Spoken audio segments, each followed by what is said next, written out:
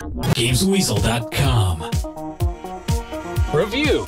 Sonic games seem to be two a penny these days, and Sonic and the Black Knight is Sega's latest attempt at actually making a good Sonic game in 3D. This time he gets summoned to the world of King Arthur, who looks a lot meaner than he ever was in any stories I've ever heard or seen. Equipped with a sword that bounces up and down and also talks to you in an annoying way, you're off to defeat Arthur, running into other enemies such as Lancelot, who are actually other Sonic characters, Shadow, Knuckles and Amy, with armour on. Tails also appears in there as a blacksmith when you're sorting out your weapons. When it comes to gameplay, it's a return to running through a level that's a sort of roller coaster. It's almost on rails as you plunge into the screen, letting you move slightly to the left and the right to avoid obstacles and pick up items and fairies of all things. Of course, having a sword, you also get to swing it by swinging the Wiimote when you encounter enemies. You can also perform rush moves, where attacks are stringed together as you lock onto enemies and smash through them one by one. Occasionally the running will stop and you'll have to fight bosses. You either fight them directly using a combination of blocks and sword swings, or have to defeat them using quick time events. Once again, my problem is the game almost plays itself at the beginning of the game, and then becomes almost impossible later on as you have to dodge all sorts of perils coming at you at a ridiculous speed. And of course, if you're not holding any rings, you're dead. When it comes to presentation, it's obvious they put some proper care and attention into the visuals. The environments look great, if a little samey, and the opening cutscene does look absolutely fantastic. It's a pity the story is then explained using storybook graphics that jar with the first cutscene, but you do soon get used to the visual style and accept it.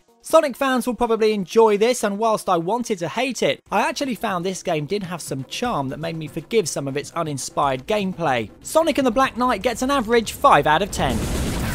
You've been watching a review from Games Weasel. If you want to get the show each week, which includes video game reviews, news, previews, competitions and special features, then head over to GamesWeasel.com for our video podcast, Games Weasel TV. GamesWeasel.com